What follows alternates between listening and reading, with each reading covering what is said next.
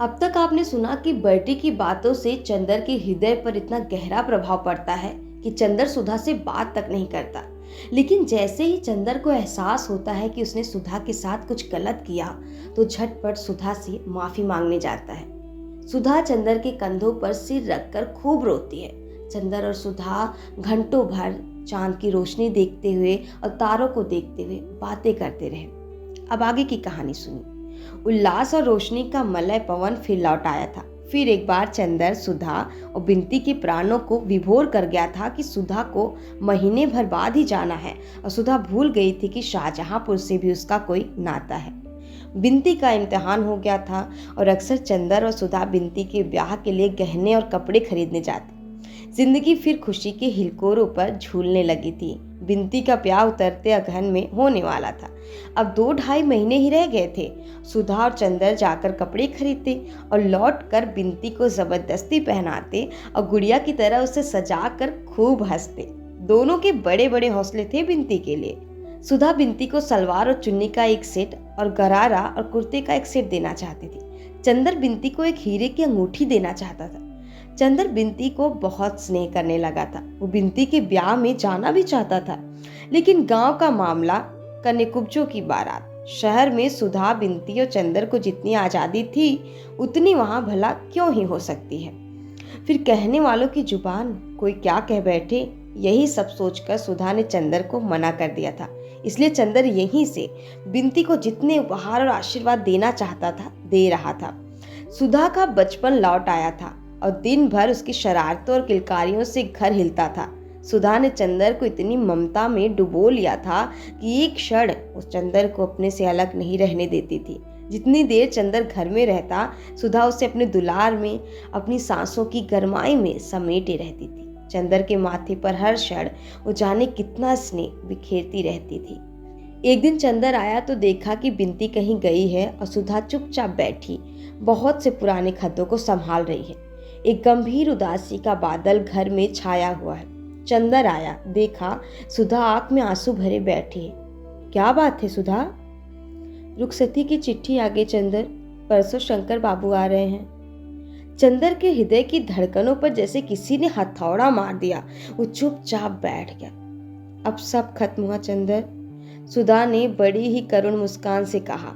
अब साल भर के लिए विदा, और फिर उसके बाद जाने क्या होगा।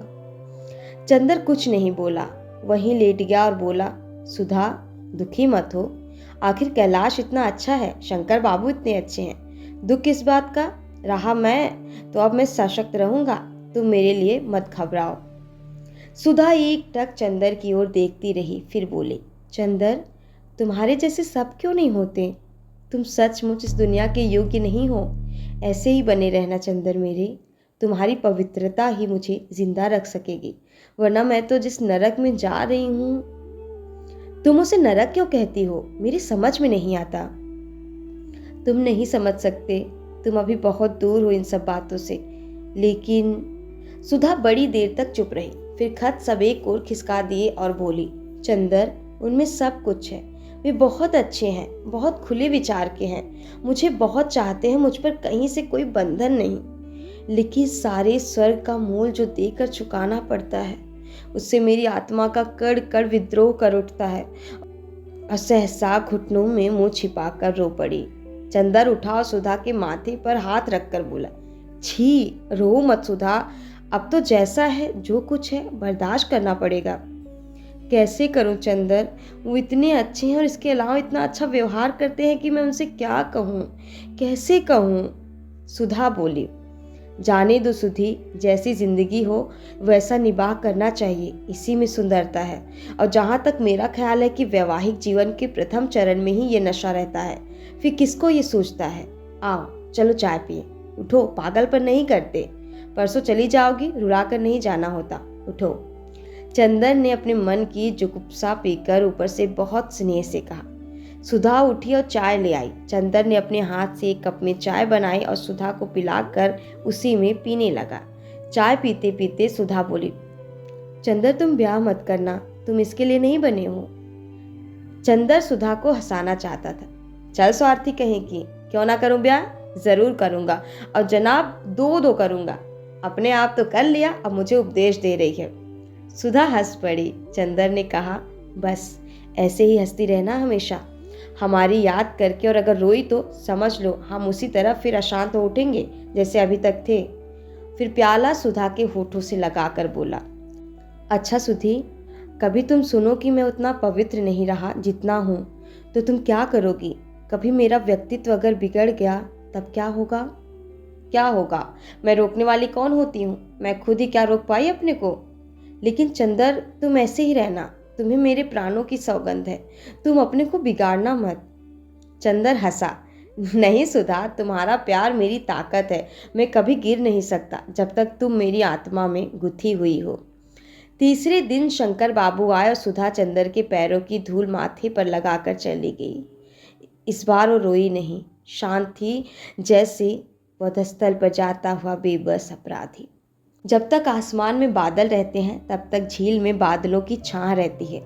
बादलों के खुल जाने के बाद कोई भी झील उनकी छां को सुरक्षित नहीं रख पाती। जब तक सुधा थी, चंदर की जिंदगी का फिर एक बार उल्लास और उसकी ताकत लौट आई थी। सुधा के जाते ही वो फिर सब कुछ खो बैठा। उसके मन में कोई स्थायित्व नहीं रहा। लगता था जैसे वह एक जलागर है जो बहुत गहरा है, लेकिन जिसमें हर चांद, सूरज, सितारे और बादल की छां पड़ती है, और उनके चले जाने के बाद फिर वो उनका प्रतिबिंब धो डालता है और बदल कर फिर वैसा ही हो जाता है। कोई भी चीज पानी को रंग नहीं पाती, उसे छू नहीं पाती। हाँ, लहरों में उनकी छाया का रूप विकृत हो जाता है। चंदर को चारों ओर दुनिया की सहज गुजरते हुए बादलों का निस्सार तमाशा सी लग रही थी। कॉलेज की चहल पहल, ढलती हुई बरसात का पानी, थीसिस और डिग्री, बर्टी का पागलपन और पम्मी के खत, ये सभी उसके सामने आते और सपनों की तरह गुजर जाते। कोई चीज उसके हृदय को छू न पाती। ऐसा लगता था कि चंदर एक खोखला व्यक्ति है जिसमें सिर्फ एक सापेक्ष अंतःकरण मात्र है, कोई निरपेक्ष आत्मा नहीं, और हृदय भी जैसे समाप्त हो गया था। एक जलहीन हल्की बादल की तरह वो हवा के हर झोंके पर तैर रहा था, लेकिन टिकता कभी नहीं था।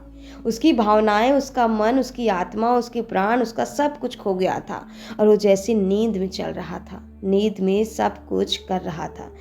जाने की 8-9 रोज बाद सुधा का खत आया। मेरी भाग्य, मैं इस बार तुम्हें जिस तरह छोड़ आई हूँ उससे मुझे पल भर चैन नहीं मिलता। अपने को तो बेच चुकी हूँ, अपने मन के मोती को कीचड़ में फेंक चुकी हूँ। तुम्हारी रोशनी को ही देखकर कुछ संतोष है मेरे दीपक, तुम बुझना मत, तुम्हें मेरे स्नेह की लाज है। मेरी जिंदगी का नरक फिर मेरे अंगों में भिदना शुरू हो गया है। तुम कहते हो कि जैसे हो निबाह करना चाहिए, तुम कहते हो कि अगर मैंने उनसे निबाह नहीं किया तो ये तुम्हारे प्यार का अपमान होगा। ठीक है, मैं अपने लिए नहीं तुम्हारे लिए निबाह करूंगी, लेकिन मैं कैसे संभालूं अपने को? दिल और दिमाग बेबस हो रहे हैं, नफरत से मेरा खून उबला जा रहा है। कभी कभी जब तुम्हारी सूरत सामने आती है तो जैसे अपना सुख दुख भूल जाती हूँ, लेकिन अब तो जिंदगी का तूफान जाने कितना तेज होता जा रहा है। लगता है तुम्हें भी मुझसे खींच कर अलग कर देगा, लेकिन तुम्हें अपने देवत्व की कसम है, तुम मुझे अब अपने हृदय से दूर न रखना। तुम नहीं जानते कि तुम्हारी याद के ही सहारे मैं ये नरक झेलने में समर्थ हूँ। तुम मुझे कहीं छिपा लो, मैं क्या करूँ? मेरा अंग अंग मुझ पर व्यंग कर रहा है। आंखों की नींद खत्म है, पाँवों में इतना तीखा दर्द है कि कुछ कर नहीं सकती। उठते बैठते चक्कर आने लगा है, कभी कभी बदन कांपने लगता है। आज वो बरेली गए हैं तो लगता है मैं आदमी हूँ। तभी तुम्हें लिख रही हूँ, तुम दुखी मत होना। चाहती थी कि तुम्हें ना लिखूं, लेकिन बिना लिखे मन नहीं मानता। मेरे अपने, तुमने तो यही सोचकर यहाँ भेजा था कि इससे अच्छा लड़का नहीं मिलेगा, लेकिन कौन जानता था कि फूल में कीड़े भी होंगे। अच्छा, माँ जी नीचे बुला रही हैं, चलती हूँ। देखो, अपने किसी खत में इन सब बातों का जिक्र मत करना और इसे फाड़ कर फेंक देना। तुम्हारी अभागिन सुधी। चंदर को खत मिला तो एक बार जैसे उसकी मूर्छा टूट गई। उसने खत लिया और बिनती को बुलाया। बिनती हाथ में साग और डलिया लिए आई और पास बैठ गई। चंदर ने वो खत बिनती को दे दिया। बिनती ने पढ़ा और चंदर को वापस दे दिया और चुपचाप तरकारी काटने लगी। वो उठा और चुपचाप अपने कमरे में चला गया। थोड़ी देर बाद बिनती चाय लेकर आई और चाय रखकर बोली, आप दीदी को खत कब लिख रहे हैं? मैं नहीं लिखूंगा, चंदर बोला। क्यों? क्या लिखूं बिनती, कुछ समझ में नहीं आता। कुछ झल्ला कर चंदर ने कहा। बिनती चुपचाप बैठ गई। थोड़ी देर बाद चंदर बड़े मुलायम स्वर में बोला, बिंती, एक दिन तुमने कहा था कि मैं देवता हूँ, तुम्हें मुझ पर गर्व है। आज भी तुम्हें मुझ पर गर्व है? पहले से ज्यादा। अच्छा, ताजुब है। चंदर बोला, अगर तुम जानती कि आजकल कभी कभी मैं क्या सोचता हूँ तो तुम्हें ताजुब होता। तुम जानती तो सुधा के इस खत से मुझे जरा सा भी दुख नहीं हुआ, सिर्फ झल्लाहट हुई। मैं सोच रहा था कि क्यों सुधा इतना सौंग भरती है दुख और अंतर्द्वंद का। किस लड़की को ये सब पसंद नहीं? किस लड़की के प्यार में शरीर का अंश नहीं होता? लाख प्रतिभाशालिनी लड़कियां हो, लेकिन अगर वो किसी को प्यार करेंगी तो उसे अपनी प्रतिभा नहीं देंगी, अपना शरीर ही देंगी। और यदि वो अस्वीकार कर लिया जाए तो शायद प्रतिहिंसा से तड़प भी उठेंगी। अब तो मुझे ऐसा लगने लगा है कि सेक्स ही प्यार है, प्यार का मुख्य अंश है, बाकी सभी कुछ उसकी तैयारी है। उसके लिए समुचित वातावरण और विश्वास का निर्माण करना है। जाने क्यों मुझे इस पर सबसे बहुत नफरत होती जाती है। अभी तक मैं सेक्स और प्यार को दो चीजें समझता था, प्यार का विश्वास करता था, सेक्स से नफरत। अब मुझे दोनों ही एक चीजें लगती हैं और जाने कैसे अरुचि सी हो गई है इस जिंदगी से। तुम्हारी क्या राय है बिंती? मेरी? अरे हम बेपढ़े लिखे आदमी, हम क्या आपसे बात करेंगे। लेकिन एक बात है, ज्यादा पढ़ा लिखा होना अच्छा नहीं होता। क्यों? चंदर ने पूछा। पढ़े लिखने से ही आप और दीदी जाने क्या क्या सोचते हैं। हमने देहात में देखा है कि वहाँ लड़कियां समझती हैं कि उन्हें क्या करना है, इसलिए कभी इन सब बातों पर अपना मन नहीं बिगाड़ती। बल्कि मैंने तो देखा है सभी शादी के बाद मोटी होकर आती हैं। और दीदी अब छोटी सी नहीं रही है कि ऐसी तबीयत खराब हो जाए। ये सब मन में घुटने का नतीजा है। जब ये होना ही है तो क्यों दीदी दुखी क्यों होती हैं? उन्हें तो और मोटी होना चाहिए। बिंती बोली। इस समस्या का इतना सरल समाधान सुनकर चंदर को हंसी आ गई। अब तुम ससुराल जा रही हो, मोटी होकर आना। धत, आप तो मजाक करने लगे। लेकिन बिंती, तुम इस मामले में बड़ी विद्वान मालूम देती हो। अभी तक ये विद्वता कहाँ छिपा रखी थी? नहीं, आप मजाक न बनाइए तो हम सच बताएं कि देहाती लड़कियां शहर की लड़कियों से ज्यादा होशियार होती हैं इन सब मामलों में। सच? चंदर ने पूछा। वो गांव की जिंदगी को बेहद निरीह समझता था। हाँ और क्या, वहाँ इतना दुराव, इतना गोपन नहीं है। सभी कुछ उनके जीवन का उन्मुक्त है। अब ब्याह के पहले ही वहाँ लड़कियां सब कुछ। अरे नहीं, चंदर ने बेहद ताजुब से कहा। लो, यकीन नहीं होता आपको? मुझे कैसे मालूम हुआ इतना? मैं आपसे कुछ छिपाती नहीं। वहाँ तो सब लोग इसे इतना स्वाभाविक समझते हैं जितना खाना पीना, हंसना बोलना। बस लड़कियां इस बात में सचेत रहती हैं कि किसी मुसीबत में ना फंसे। चंदर चुपचाप बैठा चाय पीता रहा। आज तक वो जिंदगी को कितना पवित्र मानता था, लेकिन जिंदगी कुछ और ही है। जिंदगी अब भी वही है जो सृष्टि के आरंभ में थी। और दुनिया कितनी चालाक है, कितनी भुलवा देती है। अंदर से मन में जहर पिलाकर होठों पर कैसी अमृतमयी मुस्कान छलकती रहती है।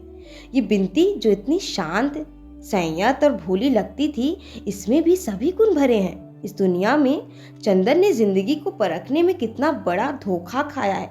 जिंदगी ये है मांसलता और प्यास, और उसके साथ साथ अपने को छिपाने की कला। वो बैठा बैठा सोचता रहा। सहसा उसने पूछा, बिंती, तुम भी देहात में रही हो, सुधा भी, तुम लोग की जिंदगी में वो सब कभी आया? बिंती क्षण भर चुप रही, फिर बोली, क्यों, नफरत करोगे अगर बताऊंगी तो? नहीं बिंती, जितनी नफरत और अरुचि दिल में आ गई है उससे ज्यादा आ सकती है भला। बताना चाहो तो बता दो। अब मैं जिंदगी को समझना चाहता हूँ। वास्तविकता के स्तर पर चंदर ने गंभीरता से पूछा। मैंने आपसे कुछ नहीं छिपाया, ना आप छिपाऊंगी। पता नहीं क्यों दीदी से भी ज्यादा आप पर विश्वास जमता जा रहा है। सुधा दीदी की जिंदगी में तो ये सब नहीं आ पाया। वे बड़ी विचित्र सी थी, सबसे अलग रहती थी और पढ़ती और कमल के पोखरों में फूल तोड़ती थी। बस मेरी जिंदगी में। चंदन ने चाय का प्याला खिसका दिया। जाने किस भाव से उसने बिंती के चेहरे की ओर देखा। वह शांत थी, निर्विकार थी और बिना किसी हिचक के कहती जा रही थी। चंदर चुप था। बिंती ने अपने पांवों से चंदर के पांवों की उंगलियां दबाते हुए पूछा, क्या सोच रहे हैं आप? सुन रहे हैं आप? जाने दो, मैं नहीं सुनूंगा। लेकिन तुम मुझ पर इतना विश्वास क्यों करती हो? चंदर ने पूछा।